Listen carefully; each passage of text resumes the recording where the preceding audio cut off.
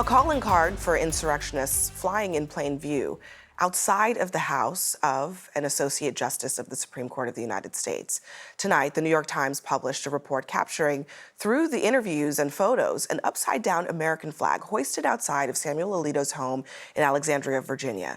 The pictures are from January 17th, 2021, 11 days after rioters stormed the U.S. Capitol to stop Congress from certifying the 2020 election. Now, Alito publishing a full-stop denial in response to the report, saying, quote, "I had no involvement whatsoever in the flying of the flag. It was briefly placed by Mrs. Alito in response to a neighbor's use of objectionable and personally insulting language on yard signs."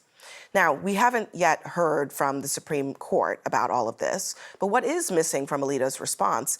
A denial that it happened at all, much less remorse or regret that it did. Also missing, any disavowal of the symbol claimed by those who sought to overthrow the government.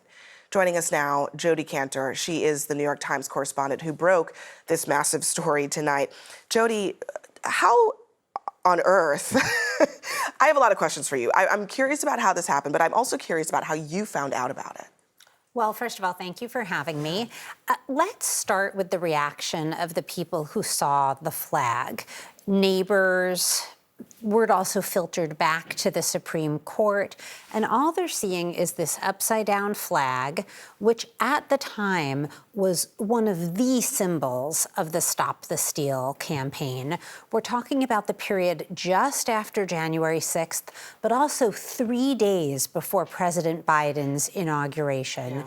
So people are just kind of stupefied by it. First of all, it's a very controversial gesture to turn the flag upside down, but also a very basic thing about federal judges that everybody knows is that they are supposed to appear totally fair and impartial. They aren't supposed to participate in politics or sort of do anything to even suggest the appearance that they're not going to handle something fairly. So the first thing people felt was really just very great surprise. And this wasn't up there for just, 10 minutes. What neighbors say is that it was there for a few days. Yeah, I mean, okay, so I'm going to go back to the statement here from Mr. Alito, or Justice Alito. He says, it was briefly placed by Mrs. Alito in response to a neighbor's use of objectionable and personally insulting language. Briefly is doing a lot of work there. I wouldn't characterize a couple of days as that, especially in that time period that you described.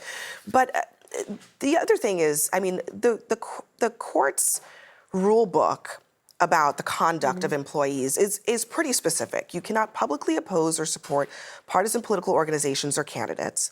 Bumper stickers are off limits, stating political positions on social media. They may not engage in nonpartisan political activity if the activity could reflect adversely on the dignity or impartiality on the court. That's clear for employees. The wife of a Supreme Court justice, if you were to take this statement at face value, may be another story. But if it's flying outside of the home, how is anybody supposed to know? That's why judicial ethics experts are concerned. Yeah. They say that, okay, let's take this story at face value. Let's say it was Mrs. Alito. These rules are still about the appearance of impropriety, and that's because it's about trust in the system. For democracy to work, we all need to respect these institutions. We all need to feel that they're fair. And any action that creates doubt in that is a negative thing. And that's especially true given what's happening now. Everybody's focusing, I understand why, on the proximity to January 20th, the inauguration, January 6th. But I want to point out that at this moment, we are waiting for the Supreme Court to rule on two blockbuster January 6th cases that are really going to shape accountability for those actors, including former President Trump. They're going to shape the legacy of January 6th, and they may even help determine the course of the next election. So one of the questions is, when these decisions come out, will Americans react to them with a sense of trust and respect? And even if I disagree with this, I believe it was decided fairly. I mean, there's no question there has been an erosion in the trust in the court. I mean, again, taking this statement at face value, let's say it was Mrs. Alito. You would have Mrs. Alito and Mrs. Thomas both perhaps espousing strong beliefs about something that is before the court, issues that are before the court. And neither of those individuals have recused. The recusal rules seem basically, I mean, it's more or less up to the justice's discretion. Is that about right? So it's interesting. It's a binding federal statute, so it does apply to Supreme Court justices. The court has said that it's for individual justices to determine. I think the question of whether this fact pattern is a cause for recusal is something for the experts to debate. We just broke this news tonight, and I'm curious to see how the legal world reacts. But there are a number of issues. There are kind of the recusal issues about whether he should participate in this case. And there's the question of the code of conduct for judges and whether this behavior meets that bar. And if not, what anybody can do about it, because the Supreme Court, by definition, is the last word, and nobody else supervises the justices. That's why the appearance of impropriety is so problematic there.